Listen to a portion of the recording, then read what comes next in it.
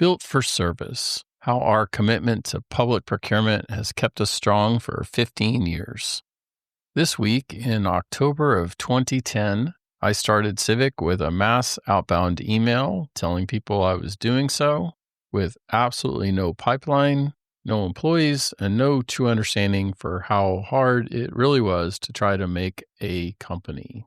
I was, however, very inspired and motivated by the mission of public procurement that I'd come to learn about at the end of my government career. I'm particularly stubborn and managed to keep things together to take advantage of some opportunities that presented themselves that fell our way and made all the difference. As we grew by adding people that I knew and trusted, we were able to extend into multiple states and figure out how to make a foothold. So there's a few practical lessons that I've taken from how we survived and thrived and how we plan to keep growing. So first, the simple Ikigai equation. Whether you're an individual or a small bootstrapping firm, there's really no better way to put it. It's the Japanese concept of finding what you're good at, what you love, what the world needs, and what people will pay for. If you are in a business or an organization, does it allow you to meet and express those goals? So I suppose part of my stubbornness is knowing that this is what I'm good at and this is where I can make a difference. And fortunate to assemble a great team of people who feel the same way and have had the opportunity to be able to build and grow through the years.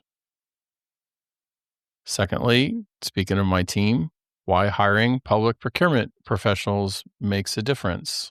So from day one, I was insistent that the people delivering our services need to have lived the procurement experience, whether we're doing staff extension, running assessments, or driving complex transformation projects. That domain expertise matters. And if we're trying to build a story about the difference between purchasing and procurement, you have to have lived it to be able to explain it and give it life. So this experience reduces the cultural resistance for procurement shops to receive help and ensures that we have the actual experience to make a difference. I'd rather hire a procurement person and teach them consulting than hire a new consultant and teach them procurement. How we handle things when they don't go perfectly. So we don't always get it right. You can't run as many projects as we've been fortunate enough to have and hit a home run every time at bat. So when things don't go right, I'm personally involved. I think that's an important opportunity to show your character, to be clear that you'll fix what's fixable, and keep the long view that we are a good partner and that we will solve the problem. Public procurement offices are a small community. People talk, and your reputation precedes you for good or bad. So doing a great job is obviously the best choice. Fixing things when they don't go well shows that you should be in the room. So looking ahead, what's our next chapter?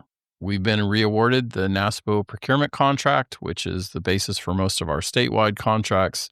It has expanded scope and a long time horizon out as far as 2032.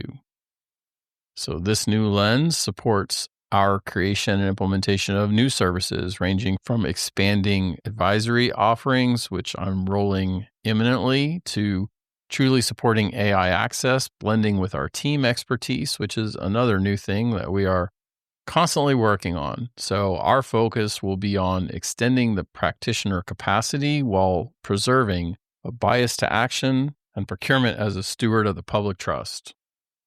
So finally, my gratitude.